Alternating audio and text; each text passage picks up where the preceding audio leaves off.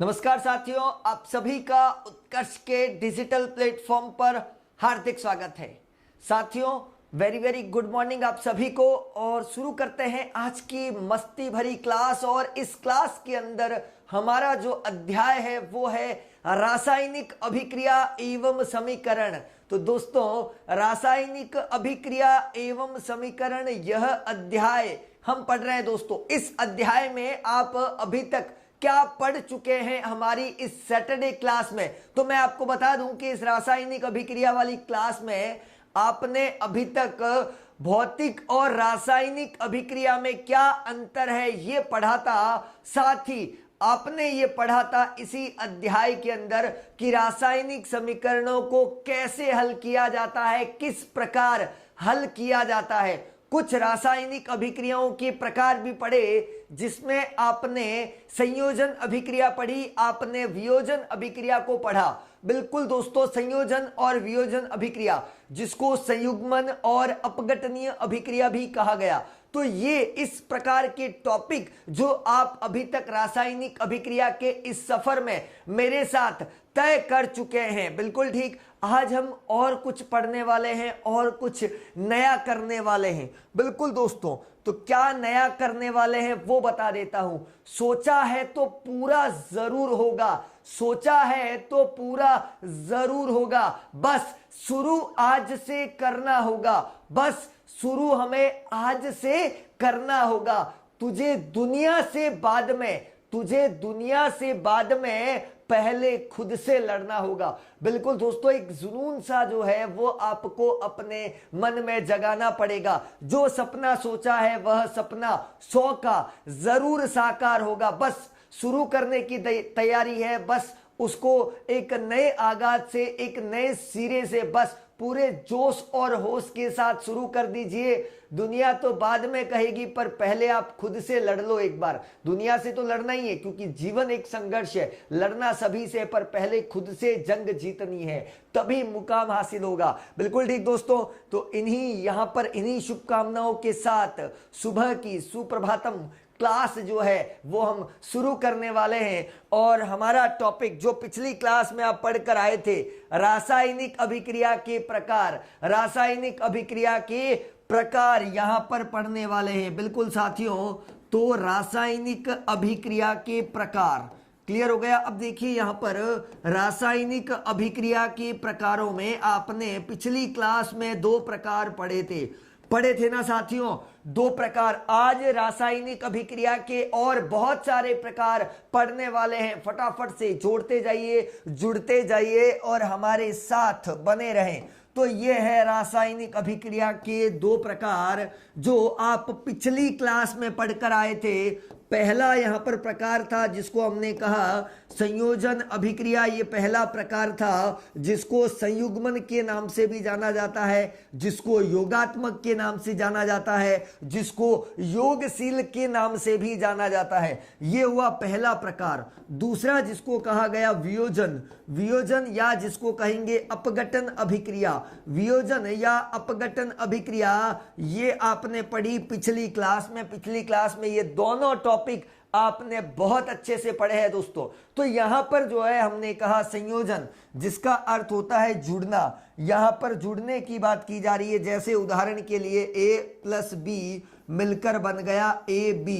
इसका मतलब है 2 या 2 से अधिक रासायनिक पदार्थ मिलकर एक नए यौगिक का निर्माण करते हैं, उसे कहा जाता है संयोजन अभिक्रिया। बात करना चाहूंगा यहां पर वियोजन अभिक्रिया, जिस वियोजन अभिक्रिया के अंदर क्या होता है, किसी यौगिक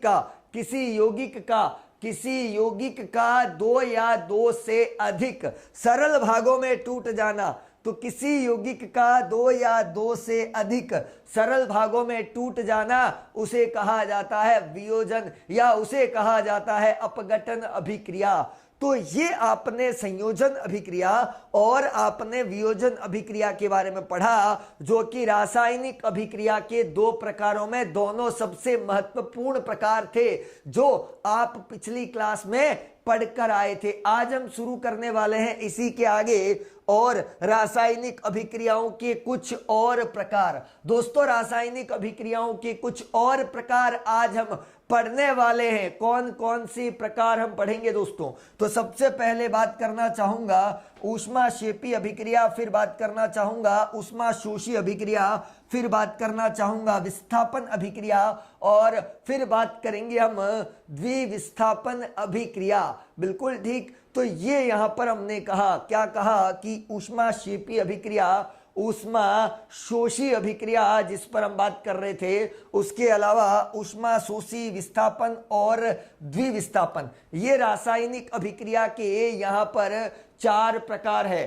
तो रासायनिक अभिक्रिया के 4 प्रकार जो आपने पढ़े, ऊष्माक्षेपी, ऊष्माशोषी, विस्थापन और द्विविस्थापन, ये 4 रिएक्शंस जो आज की क्लास में हमें कवर्ड करनी है। थोड़ा ध्यान देना यहाँ पर, कैसे किस प्रकार करेंगे। सबसे पहले बात करने वाला हूं यहाँ पर, सबसे पहले बात करने वाला हूं यहाँ पर ऊष्माक्षेपी अभिक्रिया, ऊष्माक्षेपी अभिक्रिया पर बात करने वाला हूं। बिल्कुल ठीक। तो यहां पर हम ऊष्माक्षेपी अभिक्रिया में बात करेंगे।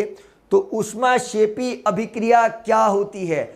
ऊष्माक्षेपी अभिक्रिया क्या होती है? क्लियर हो गया यहाँ पर? बिल्कुल वॉइस क्लियर नहीं है, अभी क्लियर हो जाएगी। देखिए एक बार आप अपना वॉल्यूम भी बढ़ाएं, बाकी थोड़ा सा आप अपना वॉल्यूम बढ़ाएं तो कोई दिक्कत नहीं आएगी। ठीक है, क्लियर हो जाएगा अपना वॉल्यूम, और थोड़ा सा जो है रिजोल्यूशन भी बढ़ा दें जिससे दिखने में भी आसानी रहे, पूरा क्लियर नजर आए। ठीक है, बाकी हमारी ओर से कोई प्रॉब्लम नहीं है, तो आप उसको बढ़िया करें, बेहतरीन तरीके से क्लास को एंजॉय कीजिए। ये क्लास केवल और केवल आप विद्यार्थियों के लिए हैं। बिल्कुल ठीक। तो यहाँ पर हमने कहा कि ऊष्माक्षेपी अभिक्रिया, ऊष्माक्षेपी अभिक्रिया ये हमारा टॉपिक है सबसे पहले। तो साथियों आप में से कोई बता सकता है ऊष्माक्षेपी अभिक्रिया किसे कहते हैं? ऊष्माक्षेपी अभिक्रिया किसे कहते हैं? किसे कहते हैं ऊष्माक्षेपी अभिक्रिया? तो मैं बात करना चाहूंगा यहाँ पर ऊष्माक्षेपी अभिक्रिया पे। ऊष्माक्षेपी अभिक्रिया का मतलब होता है वह रासायनिक अभिक्रिया, वह रासायनिक अभिक्रिया, वह रासायनिक अभिक्रिया, वह रासायनिक अभिक्रिया जिसमें क्या होगा, ऊष्मा जो है वह उत्सर्जित होगी। ऊष्मा का मुक्त होना, ऊष्मा का मुक्त होना, ऊष्मा का उत्सर्जन होना, ऊष्मा का बाहर निकलना। तो यहां पर जो है ऊष्मा का बाहर निकलना, ऊष्मा का मुक्त होना, ये चीज जो है उसको हम क्या बोलेंगे यहां पर? ऊष्माक्षेपी अभिक्रिया।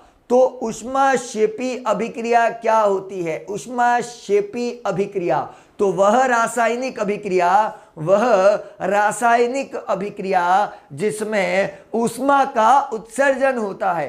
तो जिसमें ऊष्मा का उत्सर्जन होता है, इसका मतलब क्या हो गया? उसे हमने कहा ऊष्माक्षेपी अभिक्रिया। तो डेफिनेशन हमारे सामने आ गई।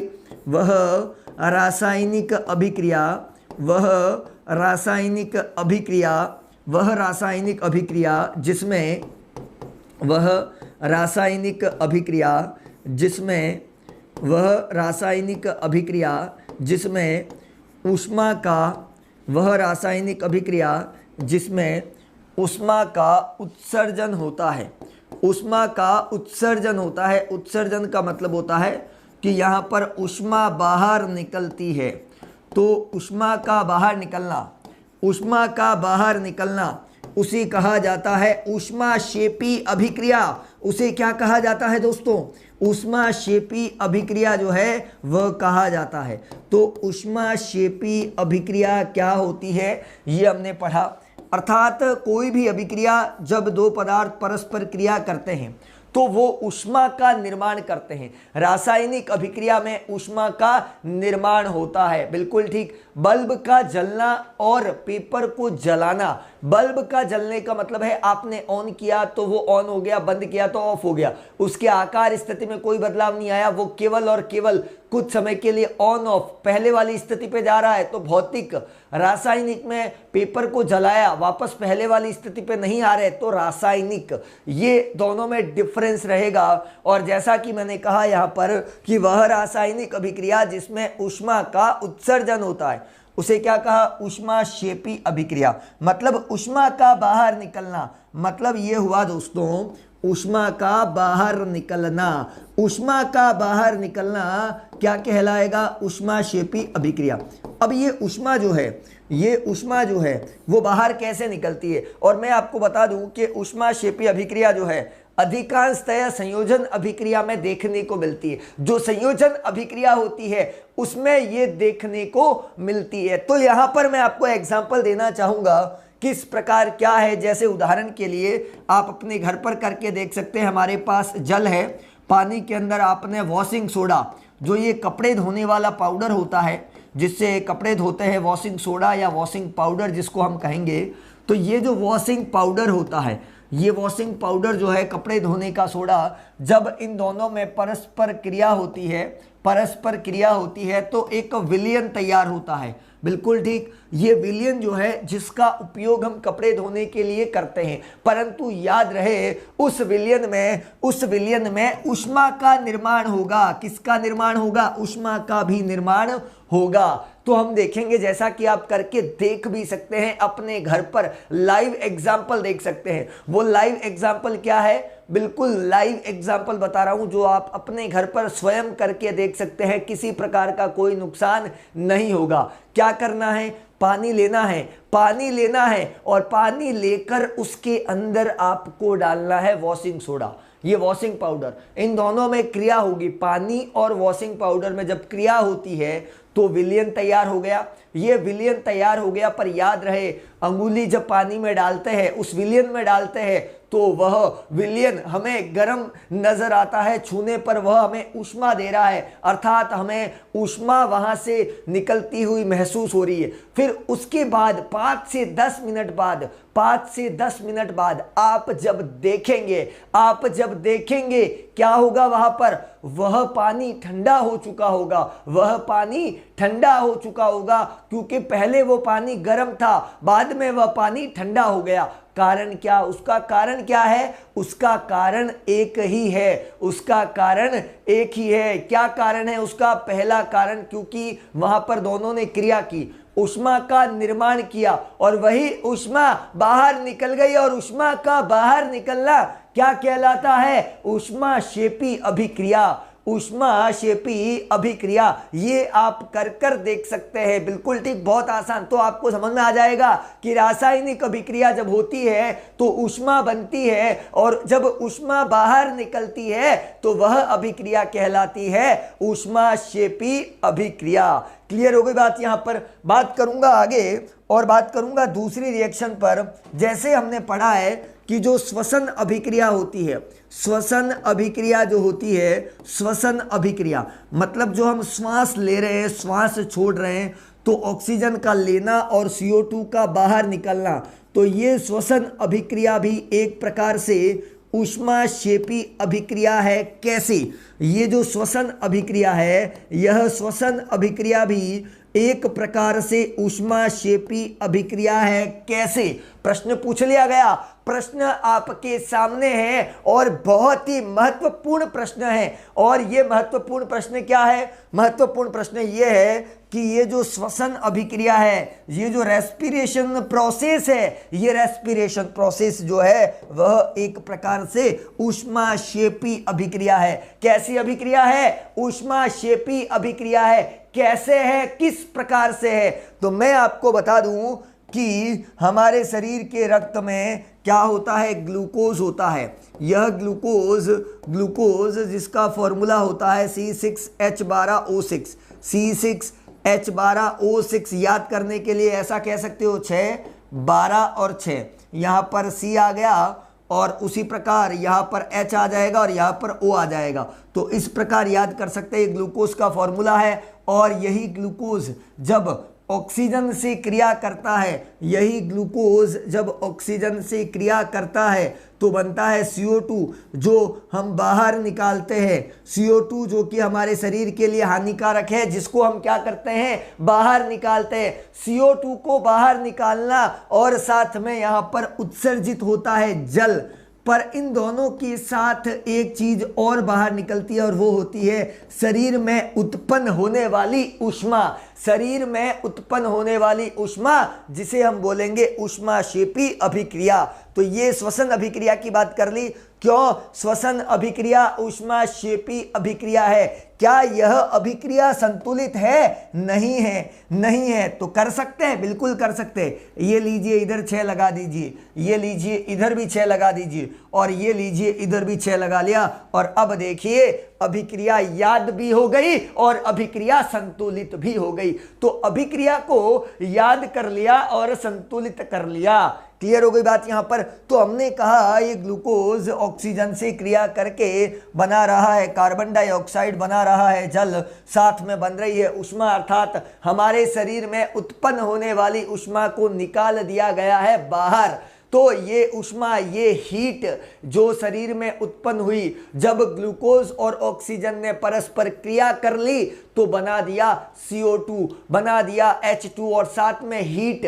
हीट मतलब ऊष्मा, ताप, जो हमारे शरीर के अंदर की जो गर्मी है उस गर्मी को बाहर निकाला गया, ऊष्मा को बाहर निकाला गया। तो ये है ताप, ये है ऊष्मा जिसकी हम बात कर रहे हैं। श्वसन अभिक्रिया पर हमने बात की। एक रियल एग्जाम्पल हम देख रहे हैं, रियल एग्जाम्पल हम यहां पर देख रहे हैं। क्लियर हो गई बात यहां पर? बिल्कुल क्लियर है। तो ये यहां पर श्वसन अभिक्रिया की हमने बात कर ली। श्वसन अभिक्रिया क्या होता है और किसे कहते हैं। साथ ही यहां पर एक और उदाहरण साथियों जो आपने पढ़ा था कि यदि हम कैल्शियम ऑक्साइड लेते हैं, CaO, जिसको कहा जाता है कैल्शियम ऑक्साइड, जिसको कहा जाता है बिना बुझा हुआ चूना, जिसको कहा जाता है बिना बुझा हुआ चूना। बिल्कुल ठीक। तो हमने कहा कैल्शियम ऑक्साइड जिसको बिना बुझा हुआ चूना भी कहते हैं, कैल्शियम ऑक्साइड जिसको बिना बुझा हुआ चूना भी कहते हैं।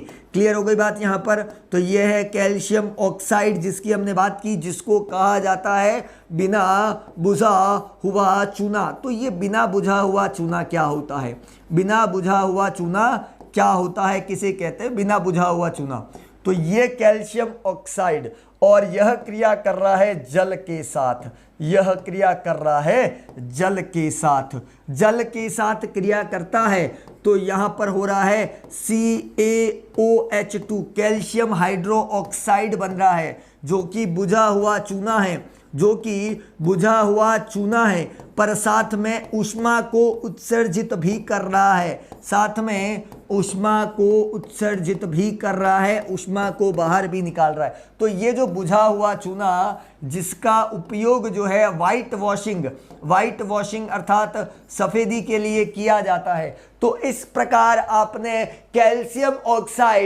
कैल्शियम ऑक्साइड को आपने यहां पर देखा, जो कि बिना बुझा हुआ चूना था, जल के साथ क्रिया कर ले बन गया कैल्शियम हाइड्रो ऑक्साइड, साथ में हीट जिसको कहा गया ऊष्मा या ताप। ये हीट जो है, ये जो डेल्टा जो निकल रहा है, बुझा हुआ चूना सफेदी के लिए उपयोग में आ गया। कहने का भाव यह है ऊष्मा का बाहर निकलना, ऊष्मा का बाहर निकलना कहा जाता है ऊष्माक्षेपी अभिक्रिया, कहा जाता है ऊष्माक्षेपी अभिक्रिया। क्लियर हो गई बात ये यहां पर? तो ऊष्माक्षेपी अभिक्रिया किसे कहा गया ये आपको बता दिया गया। इसका मतलब है कि ये जो अभिक्रिया है, इस अभिक्रिया को हमने काम में लिया है संयोजन अभिक्रिया में, अर्थात योगात्मक अभिक्रिया में भी इसको काम में ले लिया आपने, इसको योगात्मक अभिक्रिया में भी काम में ले लिया, और ऊष्मा बाहर निकल रही है प्लस ऊष्मा, या प्लस कोई संख्या लिखी हुई है +90 +100 +200 +300 यहां पर।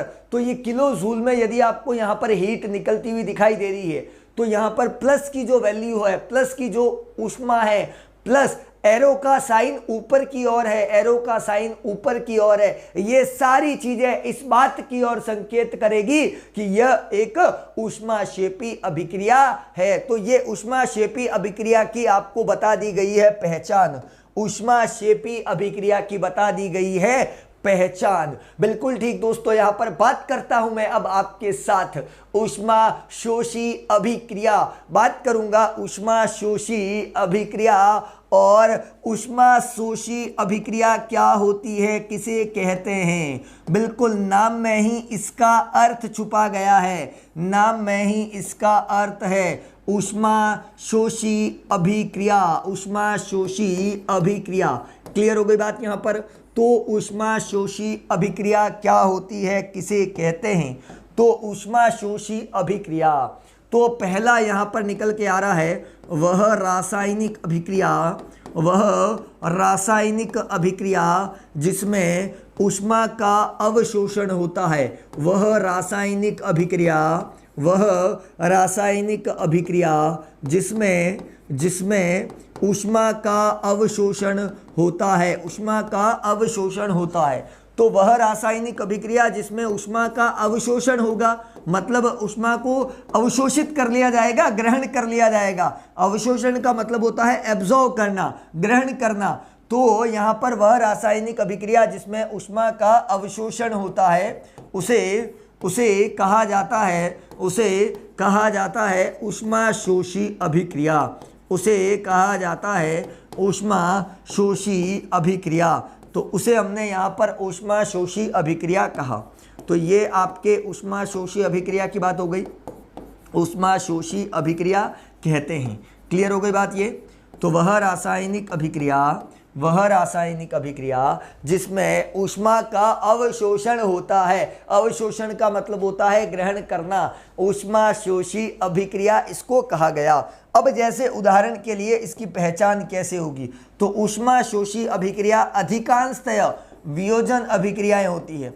जो अभिक्रियाएं टूटती हैं उनमें ऊष्मा का अवशोषण होता है। जैसे उदाहरण के लिए लिखूं मैं 2NO, तो यहाँ पर बना N2 प्लस O2 माइनस ऊष्मा। तो ये माइनस ऊष्मा जो है वह एग्जाम्पल हो गया ऊष्माशोषी अभिक्रिया का। ऊष्माशोषी अभिक्रिया का, ऊष्मा को ग्रहण करना, एब्जॉर्व करना, अवशोषण करना, एक ही बात है। और ये सारी चीजें बता रही है ऊष्माशोषी अभिक्रिया। जैसे उदाहरण के लिए पानी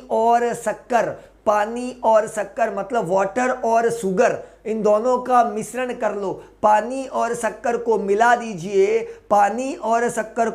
दीजिए तो आपको वह पानी जो है, मिश्रण के बाद वह पानी जो है वो ठंडा ठंडा महसूस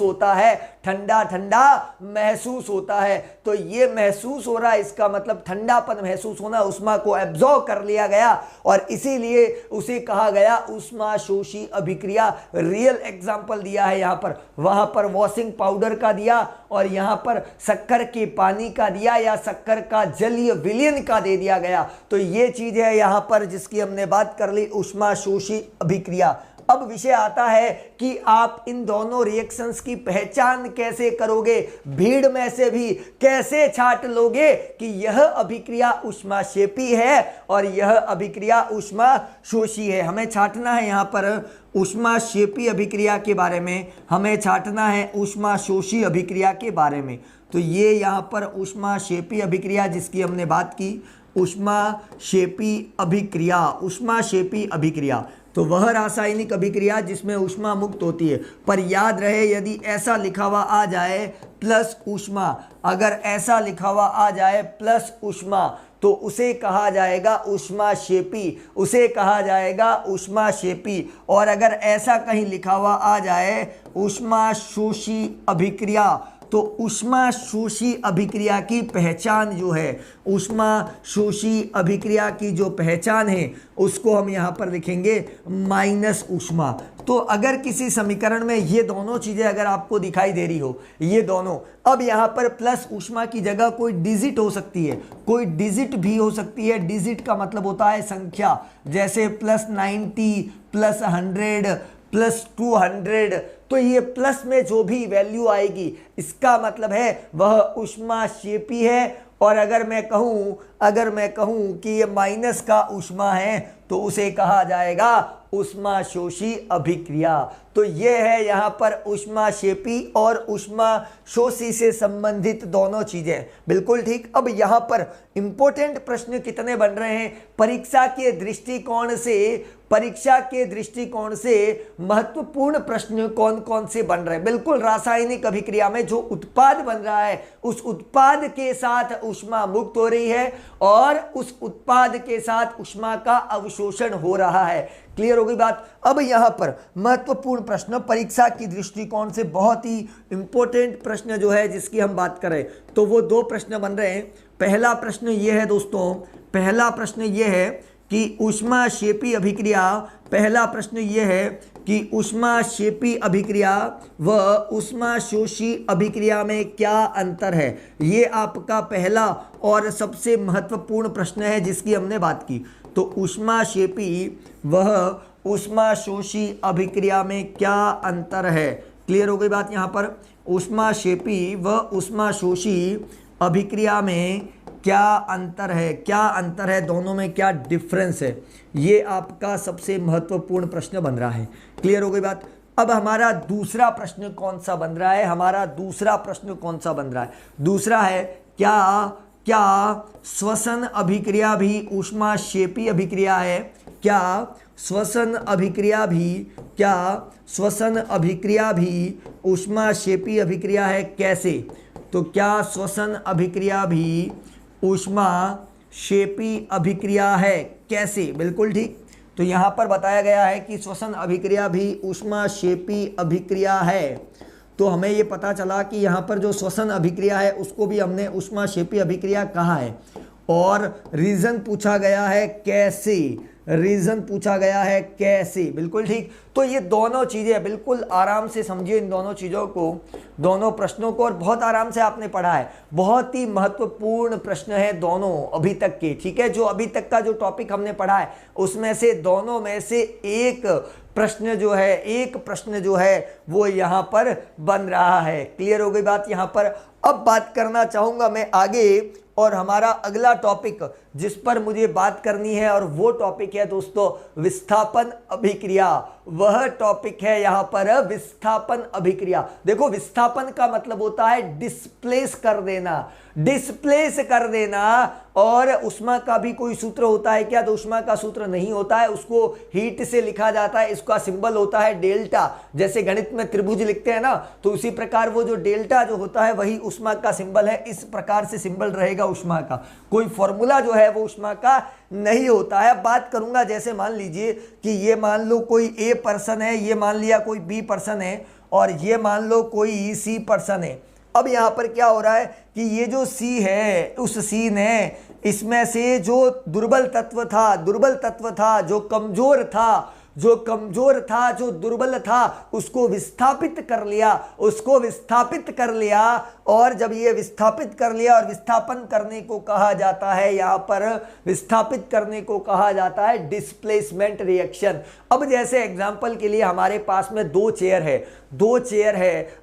मतलब दो कुर्सियां हैं, दो अलग अलग बच्चे उस पर बैठे हैं, या यूं कह दीजिए दो अलग अलग व्यक्ति उस पर बैठे हैं। बाहर से कोई बुजुर्ग व्यक्ति आता है, मतलब तीसरा व्यक्ति जो बुजुर्ग है, जो बहुत शालीन शिष्टाचारी व्यक्ति है, वो अगर आएगा तो दोनों में से किसी एक को सीट छोड़नी पड़ेगी। दोनों छोड़ने से कोई फायदा नहीं। एक व्यक्ति आया है तो एक ही सीट छोड़ी जाएगी। तो जब एक सीट छोड़ दी, इसका मतलब क्या, वो बाहर चला गया और वो उसकी सीट पर जो है वृद्ध व्यक्ति वो उनकी सीट पर बैठ गए। यही हमारे संस्कार है, यही हमारा शिष्टाचार कहता है। तो डिस्प्लेसमेंट में भी यही होता है, कुछ इसी प्रकार की चीज होती है। और वह चीज क्या होती है कि वह रासायनिक अभिक्रिया जिसमें यहाँ पर वह रासायनिक अभिक्रिया जिसको उष्माक्षेपी और उष्माशोषी का, वो तो अलग हो गया। अब ये एक अलग रिएक्शन है जिसकी हम बात कर रहे हैं विस्थापन, जिसको कहा गया डिस्प्लेसमेंट। अब ये डिस्प्लेसमेंट में एक धातु जो है, एक तत्व जो है, वह दूसरी धातु को, दूसरे तत्व को विस्थापित करती है। क्यों करती है? क्योंकि एक मजबूत था और दूसरा कमजोर था, एक मजबूत था और दूसरा कमजोर था। बिल्कुल ठीक। इसीलिए हमने कहा कि विस्थापन अभिक्रिया जिसको कहा जाता है डिस्प्लेसमेंट, कहीं कहीं पर प्रतिस्थापन भी लिखा होता है, कहीं कहीं पर प्रतिस्थापन भी लिखा होता है, तो विस्थापन कहो, प्रतिस्थापन कहो, या फिर आप कह दीजिए यहां पर, या फिर आप कह दीजिए यहां पर क्या, डिस्प्लेसमेंट रिएक्शन। तो ये डिस्प्लेसमेंट रिएक्शन क्या होती है? हमने कहा कि किसी रासायनिक अभिक्रिया में, किसी रासायनिक अभिक्रिया में अधिक क्रियाशील धातु, अधिक क्रियाशील धातु, अधिक क्रियाशील तत्व जो कम क्रियाशील है, जो कमजोर है, जो दुर्बल है, जो वीक है, उसे वो डिस्प्लेस कर देगा, उसे वो हटा देगा, और जब वो उसे हटा देगा उसे कहा जाएगा विस्थापन अभिक्रिया, उसे कहा जाएगा विस्थापन अभिक्रिया। तो विस्थापन अभिक्रिया का मोटे मोटे तौर पे आपने डेफिनेशन पढ़ी। बात करूंगा मैं द्विविस्थापन अभिक्रिया पे, मैं बात करना चाहूंगा द्विविस्थापन अभिक्रिया पे। और द्विविस्थापन अभिक्रिया क्या होती है? द्विविस्थापन अभिक्रिया जिसमें दो तत्वों का परस्पर आदान प्रदान होता है। जैसे मान लीजिए ये ए था, ये बी था, ये सी था, ये डी था, तो ये यहां पर एक दूसरे को डिस्प्लेस कर रहे हैं। तो दो तत्वों का परस्पर आदान प्रदान हो जाना, दो तत्वों का परस्पर आदान प्रदान हो जाना, एक्सचेंज हो जाना, उसे कहा जाता है द्विविस्थापन। द्वि मतलब दो, द्वि यहां पर दो को बता रहा है, दो तत्वों का परस्पर आदान प्रदान हो जाना, उसे कहा जाता है द्विविस्थापन। विस्थापन में एक और द्विविस्थापन में दो। बिल्कुल क्लियर है? तो यहां पर हमने विस्थापन और द्विविस्थापन की परिभाषा तो पढ़ ली, विस्थापन और द्विविस्थापन की परिभाषा पढ़ ली। अब विषय आता है कि विस्थापन अभिक्रिया किसे कहा, क्या एग्जाम्पल रहेगा इसका? तो मैं आपको बता दूं विस्थापन अभिक्रिया की परिभाषा, जब किसी रासायनिक अभिक्रिया में, जब किसी रासायनिक अभिक्रिया में, जब किसी रासायनिक अभिक्रिया में, जब किसी रासायनिक अभिक्रिया में, जब किसी रासायनिक अभिक्रिया में अधिक क्रियाशील धातु, अधिक क्रियाशील धातु, जब किसी रासायनिक अभिक्रिया में अधिक क्रियाशील धातु, अधिक क्रियाशील धातु, कम क्रियाशील धातु को धातु लिखिए या मान लो तत्व लिखिए, एक ही बात है। तो अधिक क्रियाशील धातु, कम क्रियाशील धातु को, कम क्रियाशील धातु को, कम क्रियाशील धातु को या तत्व को, कम क्रियाशील धातु को या तत्व को विस्थापित कर देती है, को विस्थापित कर देती है, विस्थापित कर देती है। हमने यहाँ पे लिखा है कि विस्थापित कर देती है, उसे कहा जाएगा विस्थापन अभिक्रिया, उसे कहा जाएगा विस्थापन अभिक्रिया। उसे क्या कहा जाएगा? उसे कहा जाएगा विस्थापन अभिक्रिया। तो साथियों विस्थापन अभिक्रिया, डिस्प्लेसमेंट रिएक्शन जो है वो क्या होती है, ये आपने पढ़ा और समझा, परिभाषा को समझ लिया कि एक मजबूत, एक प्रबल, एक स्ट्रॉन्ग जो है वो वीक को, दुर्बल को वहां से हटा देता है, और हटाने की यह प्रक्रिया, हटाने की यह प्रक्रिया कहलाती है विस्थापन अभिक्रिया।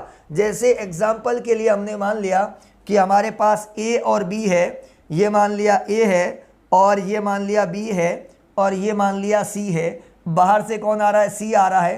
तो ये सी जो है, ये सी जो है वो डिस्प्लेस करेगा ए को, ये सी जो है वो डिस्प्लेस यहाँ से हटा देगा, हटा देगा। किसको हटाएगा दोस्तों? ए को हटाएगा, ए को हटाएगा। तो ये ए हट गया और ये बन गया पीछे वापस बी सी। तो सी ने ए को हटा दिया, सी ने ए को हटा दिया। इसे कहा हमने यहाँ पर, इसे हमने कहा, क्या कहा हमने? इसे हमने कहा यहाँ पर डिस्प्लेसमेंट। डिस्प्लेसमेंट क्या होता है पढ़ा आपने। जैसे उदाहरण के लिए और समझिए इसी चीज को हम और विस्तार से समझते हैं। जैसे मान लिया मैंने कहा यहाँ पर ये ए है और ये बी है और यहाँ पर मान लिया सी है। जब भी आपको समीकरण याद न हो तो आप इस प्रकार से उसको समझाइए। ये जो सी है, ये सी ने ए को रिप्लेस कर दिया। सी कौन है? प्रबल। सी कौन है? प्रबल। प्रबल तत्व, प्रबल तत्व या प्रबल धातु। और ए है यहाँ पर दुर्बल तत्व, ए है यहाँ पर दुर्बल तत्व, ए है यहाँ पर दुर्बल तत्व। तो प्रबल तत्व दुर्बल तत्व को हटा रहा है। तो यहां पर हमने लिखा C। अब ये C जो है वो A के स्थान पर चला गया और B वहीं था और ये यहां से बाहर कौन निकल रहा है, A बाहर निकल रहा है। तो इस प्रकार से समीकरण को लिखा जा सकता है। प्रश्न ये आता है कि हमें कैसे पता चलेगा कि प्रबल कौन है और दुर्बल कौन है, प्रबल कौन है और दुर्बल कौन है, हमें कैसे पता चलेगा, क्वेश्चन मार्क। अब यहां पर प्रबल और दुर्बल के लिए हमें अभिक्रियाशीलता की एक सारणी है जिसको पढ़ना पड़ेगा। तीसरे अध्याय में आपने पढ़ा होगा, धातु और अधातु अध्याय में जब हम पढ़ेंगे उसको तो पता चलेगा कि अधिक क्रियाशीलता और कम क्रियाशीलता और मध्यम क्रियाशीलता की एक सारणी है। क्या है, सारणी। और उसी सारणी से हम ये पता कर सकते हैं कि कौन ज्यादा क्रियाशील है, कौन कम क्रियाशील है। बिल्कुल ठीक। तो ये है यहां पर प्रबल तत्व और यही प्रबल तत्व जो है वो रिप्लेस कर रहा है, हटा रहा है। और ये किसको हटा रहा है, ए को हटा रहा है, ए को हटा रहा है। जैसे उदाहरण के लिए मैंने लिखा CuSO4 कहा गया, इसको कॉपर सल्फेट कहा गया, कॉपर सल्फेट, और यहां पर ले लिया गया जिंक। तो ये कॉपर सल्फेट और आपने जिंक ले लिया, कॉपर सल्फेट और यहां पर क्या ले लिया, जिंक ले लिया। और ये जो जिंक है, ये जो जिंक है, ये जिंक यहां पर कॉपर को विस्थापित कर रहा है। यह जिंक कॉपर को विस्थापित करने का काम कर रहा है। तो ये जिंक जो है, ये जो जिंक है, ये जो जिंक है, ये कॉपर को विस्थापित करेगा। क्यों करेगा, क्यों करेगा? क्योंकि ये जो कॉपर है ना, ये तत्व, ये धातु एक कमजोर है, दुर्बल है। किसकी तुलना में, किसकी तुलना में, जिंक की तुलना में, जिंक की तुलना में। जिंक जस्ता जिसको कहा गया है, जिंक अर्थात जस्ता एक खनिज पदार्थ, खानों से प्राप्त होने वाला खनिज पदार्थ, यही खनिज पदार्थ जिंक। और ये जिंक मजबूत है, किससे, कॉपर से मजबूत है। इसीलिए हम इसको कहेंगे ZnSO4 और यहां हमने लिखा Cu। तो ये Cu को विस्थापित कर लिया, Cu को विस्थापित कर दिया, हटा दिया गया। और किसने हटाया, जिंक ने हटाया। किसने हटाया, जिंक ने हटाया। क्यों? क्योंकि जिंक जो है वह मजबूत है, किसकी तुलना में, कॉपर की तुलना में। बात करना चाहूंगा एक बहुत ही अच्छा प्रश्न, बहुत ही अच्छा प्रश्न जिस पर हम बात करने वाले हैं, और बात करने वाले हैं उस विस्थापन अभिक्रिया की। तो ये जो विस्थापन अभिक्रिया जिसकी हमने बात की, ये है यहां पर CuSO4 जिसको हमने कहा कॉपर सल्फेट। ये जो कॉपर सल्फेट, ये जो कॉपर सल्फेट है दोस्तों, यह कॉपर सल्फेट होता है नीले रंग का। ये कॉपर सल्फेट होता है नीले रंग का, नीला ब्लू कलर होता है इसका। और इस कॉपर सल्फेट के विलयन में जब लोहे की कील डाल दी गई, ये आप देख रहे हैं ये कॉपर सल्फेट है और इसका रंग कैसा है, नीला है। और जैसे ही इस कॉपर सल्फेट के विलयन में ये लोहे की कील डाल दी गई या आयरन की कील डाल दी गई, Fe लोहे की कील है यहाँ पर। और ये यहाँ पर जो है हमने यहाँ पर Fe की कील डालने से ये Fe जो है वो रिप्लेस कर लेगा Cu को। तो ये FeCu को रिप्लेस कर लेगा, मतलब FeSO4 प्लस Cu। तो ये बन गया आपका फेरस सल्फेट FeSO4 और साथ में इसका रंग भी अब बदल गया है, रंग परिवर्तित हो चुका है, नीले से हल्का हरा ग्रीन जैसा, हल्का हल्का ग्रीन जैसा हो गया।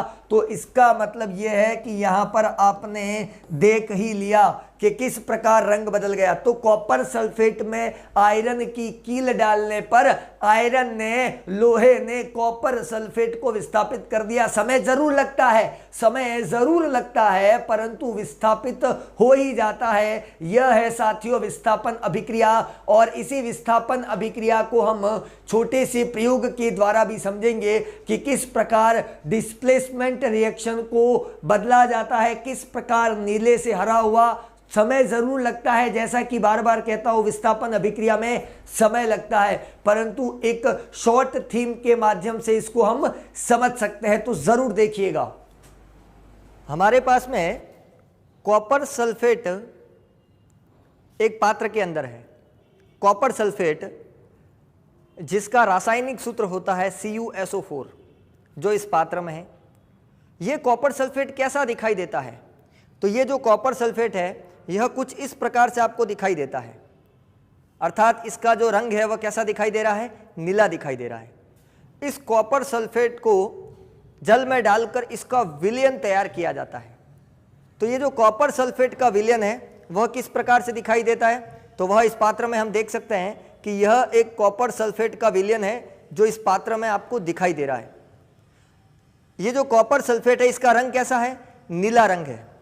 जब इस कॉपर सल्फेट में या इस कॉपर सल्फेट के नीले रंग के विलयन में लोहे की कील डालते हैं तो क्या परिवर्तन देखने को मिलता है।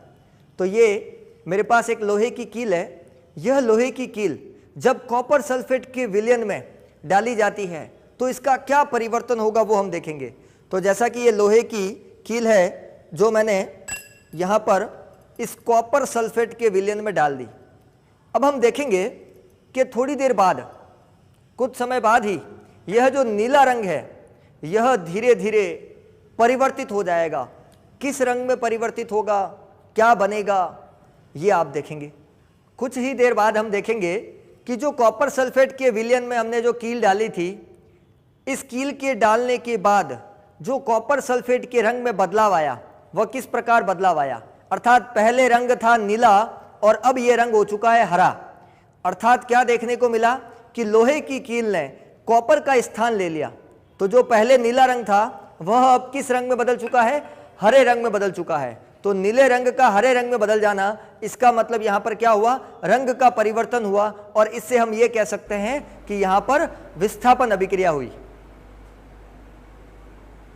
तो बिल्कुल दोस्तों, आपने यहां पर देखा है कि यहां पर विस्थापन अभिक्रिया किस प्रकार डिस्प्लेसमेंट हुआ है, डिस्प्लेसमेंट को समझ लिया। बिल्कुल ठीक। जिन्होंने पहले पढ़ रखा है उनको बहुत ही मुबारक, और जिन्होंने पहली बार पढ़ा उनके लिए भी शुभकामनाएं। कोई दिक्कत नहीं है, यहाँ पर कह दीजिए अपने आप को कि हमें मेहनत करते रहना है, संघर्ष करते जाना है, संघर्ष की राह पर चलना है, क्योंकि जीवन ही एक बहुत बड़ा संघर्ष है। तो आपको अपने मुकाम तक पहुंचने के लिए मेहनत करनी पड़ेगी। जिन विद्यार्थियों ने देखा बहुत अच्छी बात, दोबारा देखा तो रिवीजन हो गया, चीजें और क्लियर हो गई, वापस पॉजिटिव वाइब्स हमारे अंदर वापस क्रिएट हो गई। तो यही पॉजिटिव वेव हमें रखनी है। और ये आपने कॉपर सल्फेट का एग्जाम्पल देखा, ये कॉपर सल्फेट जो कि नीले रंग का था और इसमें आयरन की कील डालने पर आयरन ने यहां पर कॉपर को विस्थापित कर लिया। मतलब ये कॉपर को विस्थापित करने का मतलब होता है रंग में परिवर्तन। और आपने पढ़ा है रंग में परिवर्तन रासायनिक अभिक्रिया की पहचान है। रासायनिक अभिक्रिया को पहचानने के 4 तरीके देखे थे। पहला तरीका देखा था आपने अवस्था में परिवर्तन, रंग में परिवर्तन, तापमान में परिवर्तन और गैस का उत्सर्जन। ये सारी चीजें आपने यहां पर पढ़ी। बिल्कुल ठीक। तो ये जो है पहलू, बिल्कुल ठीक कह रहे हैं आप सभी, कि जीवन एक कहानी और जीवन एक संघर्ष है, और संघर्ष करने से ही मुकाम मिलता है। बिना बाधाओं के, बिना विषम परिस्थितियों के जीवन जीने का मजा नहीं। जब तक कठिनाइयां नहीं मार्ग में, तब तक मुकाम हासिल करने में मजा नहीं। बिल्कुल ठीक। तो यहां पर हम मुकाम हासिल कर लेंगे, पर संघर्षों से मिलकर करेंगे, और वही जो संघर्ष के बाद जो मुकाम मिलेगा वो बहुत ही रोचक होगा, बहुत ही मजेदार होगा। तो दोस्तों अपने साथ जोड़ते जाइए, जुड़ने का काम करते रहिए। द्विविस्थापन अभिक्रिया, द्विविस्थापन अभिक्रिया ये क्या है, द्विविस्थापन अभिक्रिया क्या है। द्विविस्थापन अभिक्रिया जिसमें हमने कहा कि किसी रासायनिक अभिक्रिया में दो तत्वों का, दो धातुओं का परस्पर आदान प्रदान होना। तो किसी रासायनिक अभिक्रिया में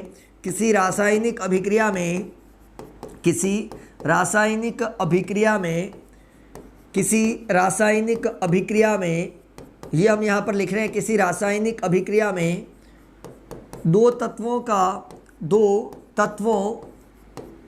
दो परमाणुओं या दो तत्वों व दो धातुओं का परस्पर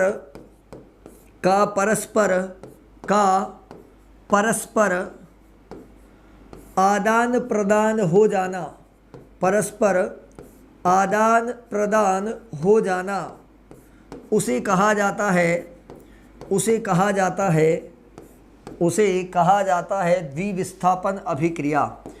उसे कहा जाएगा द्विविस्थापन अभिक्रिया। तो उसे हमने द्विविस्थापन अभिक्रिया कहा।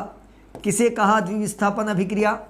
द्विविस्थापन अभिक्रिया किसे कहा? बिल्कुल ठीक। तो द्विविस्थापन अभिक्रिया वह रासायनिक अभिक्रिया जिसमें दो तत्वों का, दो परमाणुओं का, दो धातुओं का परस्पर आदान प्रदान हो जाना। परस्पर आदान प्रदान होना, जैसे एग्जाम्पल के लिए बात करूं तो ये जो D है ना, ये जो D है ना, ये D जो है वो B को रिप्लेस कर रहा है, B को रिप्लेस कर रहा है। और B जो है, देखिए B जो है वो जा रहा है किसके पास? D के पास। आप इसको समझना, ये जो D है ये D रिप्लेस कर रहा है, हटा रहा है B को, और ये जो B है ये जा रहा है D के स्थान पर। मतलब D और B ने आपस में अपने स्थान परिवर्तित कर लिए, अर्थात जिसको अपन कहते हैं आदान प्रदान। दो कुर्सियां इधर भी है, दो कुर्सियां इधर भी है, इधर भी दो व्यक्ति बैठे, इधर भी दो व्यक्ति बैठे, परंतु उन्होंने अपने आप को एक्सचेंज कर लिया। एक उठकर उधर चला गया और वहां से उठकर ये इधर आ गया। तो इस प्रकार जो है वो यहां पर आपने एक एग्जाम्पल देखा। उदाहरण हो सकता है कि जैसे लेड नाइट्रेट के विलयन को पोटेशियम आयोडाइड के विलयन के साथ मिलाया जाता है तो बनता है लेड आयोडाइड, और ये होता है पीले रंग का एक अवक्षेप, पीले रंग का अवक्षेप। अब ये यहाँ पर जब हमने कहा कि ये द्विविस्थापन अभिक्रिया हो रही है, उससे पहले मैं आपको ये बता दूं कि आपने उदासीनीकरण अभिक्रिया भी पढ़ी होगी, आपने उदासीनीकरण अभिक्रिया भी पढ़ी होगी। और ये उदासीनीकरण अभिक्रिया भी एक प्रकार से द्विविस्थापन अभिक्रिया है। जैसे एग्जाम्पल के लिए हमने लिखा हाइड्रोक्लोरिक एसिड, ये मान लिया A है और ये मान लिया B है, यहाँ पर Na लिखा है C और ये OH लिखा है D। अब आप यहाँ पर देखेंगे कि किस प्रकार ये D जो है वो जा रहा है B के स्थान पर और ये B जा रहा है इस D के स्थान पर। तो यहाँ पर बन गया NaCl और यहाँ बन गया H2O, NaCl और H2O। तो यह अभिक्रिया द्विविस्थापन है, यह अभिक्रिया द्विविस्थापन है, यह अभिक्रिया उदासीनीकरण है, क्योंकि एसिड और बेस मिलकर सॉल्ट और वाटर बना रहे। न्यूट्रलाइजेशन रिएक्शन का उदासीनीकरण अभिक्रिया का है। मतलब एक तीर से दो निशाने लगाए, तीसरा अगर निशाना लगाना चाहते हो तो लगा लीजिए, क्योंकि यह एक ऊष्माक्षेपी अभिक्रिया है, क्योंकि इस रासायनिक अभिक्रिया में ऊष्मा मुक्त होती है, और जब इस रासायनिक अभिक्रिया में ऊष्मा मुक्त होती है तो उसे कहा जाता है ऊष्माक्षेपी अभिक्रिया। तो ये ऊष्माक्षेपी अभिक्रिया भी हो सकती है। तो एक तीर निशाने लगे 3 और एक तीर से निशाने कितने लगे? 3। तो पहला निशाना लगा है द्विविस्थापन, पहला निशाना लगा है द्विविस्थापन का पहला निशाना, दूसरा निशाना लगा है यहाँ पर उदासीनीकरण, दूसरा निशाना लगा है उदासीनीकरण, और तीसरा निशाना लग रहा है ऊष्माक्षेपी। तो ये यहाँ पर आप एक समीकरण याद करके इस समीकरण का उपयोग कर सकते हैं 3 अलग अलग जगहों पर। याद रहे ऊष्माक्षेपी लिखते समय आप इसके पीछे ऐड कर लीजिए प्लस ऊष्मा, क्योंकि ऊष्मा भी मुक्त होती है, इसीलिए इसको ऊष्माक्षेपी भी कहा। तो ये आप एक समीकरण याद करके 3 अलग अलग जगहों पर, 3 अलग अलग स्थानों पर काम में ले सकते हो। ये हमने यहाँ पर देखा, जैसा कि मैंने कहा कि ये है HCl जिसको हाइड्रोक्लोरिक एसिड कहा जाता है, हाइड्रोक्लोरिक अम्ल कहा जाता है, और ये है सोडियम हाइड्रोक्साइड NaOH। तो ये HCl और NaOH मिलकर बना रहे हैं NaCl, और साथ में बाहर निकल रहा है जल H2O, और यहाँ पर NaCl साधारण नमक सोडियम क्लोराइड। तो ये जो उदासीन है तो अम्ल और क्षार मिलकर लवण और जल बनाते हैं। तो उदासीनीकरण याद हो गया यहाँ पर जो है वो हमने बात की थी यहाँ पर किसकी? यहाँ पर बात की द्विविस्थापन अभिक्रिया की। तो द्विविस्थापन अभिक्रिया, उदासीनीकरण अभिक्रिया, ऊष्माक्षेपी अभिक्रिया, ये तीनों रिएक्शंस हमने बहुत अच्छे से पढ़ ली। तो रिएक्शंस कितने टाइप की हो गई? 3 प्रकार की रिएक्शंस हमने पढ़ी है। अब बात करते हैं कि जब ये द्विविस्थापन अभिक्रिया होती है, जब यह द्विविस्थापन अभिक्रिया होती है तो यहाँ पर अवक्षेप का निर्माण होता है, अवक्षेप का निर्माण होता है। और अवक्षेप का जो निर्माण होता है इसका मतलब वह अवक्षेप जब दो पदार्थों के बीच परस्पर क्रिया करवाई जाती है, जब दो पदार्थों के बीच परस्पर क्रिया करवाई जाती है तो वहां पर क्या बनता है? तो दो पदार्थों के बीच परस्पर क्रिया हुई तो वो आदान प्रदान से द्विविस्थापन हो गई, उसमें क्या होता है कि एक अवक्षेप बनता है, एक पदार्थ बनता है। वह पदार्थ जल में अघुलनशील है, जल में अविलय है, मतलब नहीं घुलता है जल में, नहीं घुलता है जल में, जल में अघुलनशील है, जल में अविलय है। इसीलिए उसे कहा गया अवक्षेपण अभिक्रिया। क्या कहा गया? अवक्षेपण अभिक्रिया। अब ये अवक्षेपण अभिक्रिया क्या होती है मैं आपको बता दूं।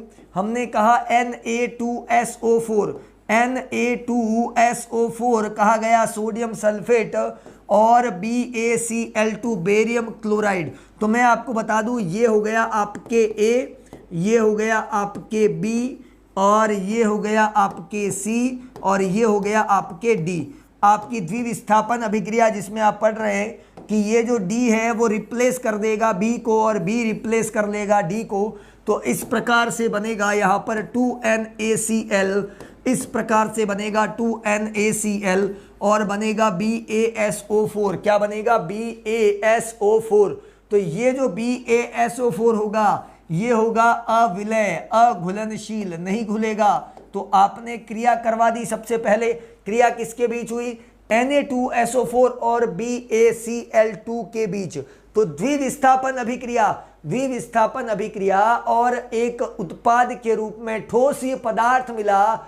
वह पदार्थ अघुलनशील है, अविलय है और उसे कहा जाता है अवक्षेप, उसे कहा जाता है अवक्षेप। और यही अवक्षेप बनने की प्रक्रिया, यही अवक्षेप बनने की प्रक्रिया जो है, यही अवक्षेप बनने की प्रक्रिया जो है उसे कहा जाता है अवक्षेपण अभिक्रिया। इसका मतलब है कि अवक्षेपण अभिक्रिया भी एक द्विविस्थापन अभिक्रिया है। कैसी अभिक्रिया है? द्विविस्थापन अभिक्रिया। उदाहरण के लिए मान लिया कि द्विविस्थापन अभिक्रिया जिसमें अवक्षेप, श्वेत रंग का अवक्षेप बन रहा है, उसे हमने कहा द्विविस्थापन अभिक्रिया। और भी एग्जाम्पल हो सकते हैं, जैसे पोटेशियम क्लोराइड का जलीय विलयन में आ रहा है, तो ऐसे बहुत सारे एग्जाम्पल हो सकते हैं। दूसरे एग्जाम्पल भी दे रहे हैं यहाँ पर, तो अनेकों उदाहरण हो सकते हैं। तो कहने का मतलब क्या है? अवक्षेप बनने की प्रक्रिया। और अवक्षेप क्या होता है? वह पदार्थ जो जल में अघुलनशील होता है, अविलय होता है, जो नहीं घुलता है, उसे कहा जाता है अवक्षेप। अब यहाँ पर ये द्विविस्थापन अभिक्रिया कैसे होती है, किस प्रकार होती है, इसका भी एक छोटा सा एग्जाम्पल जिससे सारी चीजें क्लियर हो जाएगी। तो इस वीडियो के माध्यम से बिल्कुल क्लियर हो जाएगा कि द्विविस्थापन अभिक्रिया क्या होती है और इसी के साथ हमारा टॉपिक भी पूरा हो जाएगा। बिल्कुल ठीक दोस्तों, तो चलते हैं सीधा द्विविस्थापन अभिक्रिया की ओर और देखते हैं यहाँ पर अवक्षेपण अभिक्रिया को। हमने अवक्षेपण अभिक्रिया के बारे में पढ़ा था। अवक्षेपण अभिक्रिया क्या होती है? वह रासायनिक अभिक्रिया जिसमें अवक्षेप का निर्माण होता है, जिसे अवक्षेपण अभिक्रिया कहते हैं। इस अभिक्रिया को करने के लिए हम एक प्रयोग करते हैं जिसमें हम दो अलग अलग प्रकार के पदार्थ लेते हैं। एक पात्र है जिसके अंदर यहाँ पर अमोनियम सल्फेट लिया गया है और दूसरा जो पात्र है जिसके अंदर बेरियम क्लोराइड लिया गया है। अर्थात हमारे पास दो अलग अलग पात्रों में दो अलग अलग प्रकार के पदार्थ है, एक अमोनियम सल्फेट है और दूसरा बेरियम क्लोराइड है। हमने इसका विलयन तैयार किया, तो परख नली के अंदर इन दोनों का विलयन दिखाया गया है, जिसके अंदर सफेद अवक्षेप जहां पर दिखाई दे रहा है, वह जो सफेद अवक्षेप जो है वह बेरियम क्लोराइड का है। उसी प्रकार जो पारदर्शी हमको दिखाई दे रहा है वह है अमोनियम सल्फेट का। जब ये दोनों परस्पर क्रिया करते हैं तो क्रिया करने पर क्या होता है वह हम देखते हैं। तो जब इन दोनों पदार्थों की विलयन की परस्पर जब हम अभिक्रिया करवाएंगे तो अभिक्रिया करवाने पर हम देख सकते हैं कि यहाँ पर एक श्वेत रंग का अवक्षेप का निर्माण होता है। ये जो श्वेत रंग का जो अवक्षेप आपको दिखाई दे रहा है, ये श्वेत रंग का अवक्षेप जिसको कहा जाता है बेरियम सल्फेट, इस प्रकार एक श्वेत अवक्षेप का निर्माण हुआ, इसीलिए इसे अवक्षेपण अभिक्रिया कहा। और ये श्वेत अवक्षेप जो है जिसे कहा जाएगा बेरियम सल्फेट।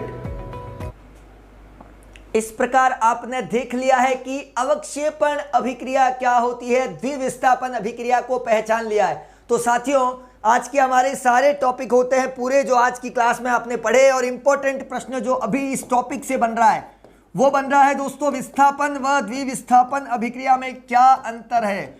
प्रश्न क्या बन रहा है? विस्थापन व द्विविस्थापन अभिक्रिया में क्या अंतर है। ये बहुत ही महत्वपूर्ण प्रश्न बहुत ही महत्वपूर्ण प्रश्न कि विस्थापन व द्विविस्थापन अभिक्रिया में क्या अंतर है, किसे कहते हैं। तो ये हुआ पहला प्रश्न जो आपको जरूर देखना है, जरूर पढ़ना है इस प्रश्न को। दूसरा महत्वपूर्ण प्रश्न दोस्तों इस क्लास में से बन रहा है, अवक्षेपण अभिक्रिया किसे कहते हैं, अवक्षेप कैसे बनता है उसके बारे में बताना उदाहरण सहित। तो अवक्षेपण अभिक्रिया किसे कहते हैं, ये आपका बन रहा है दूसरा प्रश्न, बहुत ही महत्वपूर्ण प्रश्न है और इसी प्रश्न को बताना है आपको उदाहरण के साथ। तो ये प्रश्न हो गया आपका उदाहरण सहित समझाने वाला प्रश्न। तो उदाहरण सहित इस प्रश्न को समझाइए, ये हमारा दूसरा प्रश्न हो गया। अब मैं तीसरा और आखिरी प्रश्न जो बहुत ही महत्वपूर्ण माना जाता है वो प्रश्न है कि जब कॉपर सल्फेट के विलयन में, जब कॉपर सल्फेट के विलयन में, जब कॉपर सल्फेट मतलब CuSO4, जब कॉपर सल्फेट के विलयन में, कॉपर सल्फेट के विलयन में लोहे की कील, लोहे की कील, लोहा अर्थात क्या हो गया Fe, तो लोहे की कील डालने पर उस पर क्या प्रभाव पड़ता है, लोहे की कीलें डालने पर उस पर क्या प्रभाव पड़ता है, डालने पर क्या अभिक्रिया होती है। तो ये भी आप लिख सकते हैं प्रश्न, क्या अभिक्रिया होती है, क्या प्रभाव होता है। मतलब इस प्रकार का प्रश्न जो है वो बनता है, बहुत इंपॉर्टेंट है ये प्रश्न समीकरण सहित बताने के। तो ये 3 टॉपिक यहां पर निकल कर आ रहे हैं। कितने टॉपिक निकल कर आ रहे हैं, 3 प्रकार के टॉपिक। और अंत में एक बहुत बड़ा मैं बता दूं आपको एक अनाउंसमेंट जो आपने देखा होगा, सुना होगा और आप देख भी रहे हैं, और अब देखने से मत चूकना क्योंकि हम मिलने वाले हैं आपको रविवार, रविवार दोस्तों, रविवार। और रविवार को ठीक शाम को 7 बजे, देखो ये समय नोट कर लेना, रविवार का दिन बहुत खास होता है, संडे विथ फंडे। तो यहाँ पर बात कर रहे हैं हम रविवार के दिन की और ठीक 7 बजे की बात कर रहे हैं, शाम को 11 जुलाई 2021 शाम को 7 बजे। ये हमारा चैनल उत्कर्ष ऑनलाइन स्कूल जिस पर आपकी क्लास भी हो रही है, अपने दोस्तों के साथ, अपने परिवार के साथ, अपने रिश्तेदारों के साथ एक कार्यक्रम रहेगा, रंगमंच कार्यक्रम है। और इस पर फेयरवेल प्रोग्राम, पहला वर्चुअल प्रोग्राम जो है, पहला वर्चुअल फेयरवेल प्रोग्राम जो है, क्या आप तैयार है इस वर्चुअल प्रोग्राम को देखने के लिए। मैं तो इस प्रोग्राम में आने वाला हूं। अब देखते हैं कौन कौन से विद्यार्थी इस प्रोग्राम में आते हैं, इस प्रोग्राम का आनंद लेते हैं, क्योंकि पढ़ाई के साथ आनंद भी बहुत ज़रूरी होता है, बीच में गैप भी आना बहुत ज़रूरी है, जिससे हमारा ये जो माइंड है ये रिफ्रेश हो जाए। तो रिफ्रेशमेंट के लिए एक छोटा सा कार्यक्रम जिसमें हम सभी भागीदार बने, हमारे साथ हमारे परिवार रिश्तेदार के लोग भी भागीदार बने, क्योंकि ये कार्यक्रम केवल और केवल विद्यार्थियों के लिए है। उत्कर्ष संस्थान जो है वो केवल और केवल विद्यार्थियों के हितों के लिए कार्य करता है। अंत में यही कहूंगा, ये मंजिलें बड़ी जिद्दी होती है, ये मंजिलें बड़ी जिद्दी होती है, हासिल कहाँ नसीब से होती है, हासिल कहाँ नसीब से होती है, मगर वहां तूफान भी हार जाते हैं, मगर वहां तूफान भी हार जाते हैं जहां किश्तियां जिद पे होती है। बिल्कुल दोस्तों, तो आपके अंदर जो जुनून है, जिद जो है, वह जुनून, वह ललक आपको आगे बढ़ने के लिए प्रेरित करेगी। तो आपके सामने बड़ी से बड़ी चुनौती, बड़ी से बड़ी कठिनाई भी हार जाएगी, घुटने टेक देगी, जब आपके मन में भूत सवार होगा, जुनून सवार होगा। इन्हीं शुभकामनाओं के साथ आज विदा लेता हूं, फिर मिलेंगे अगली सैटरडे क्लास में। बहुत बहुत धन्यवाद आप सभी का।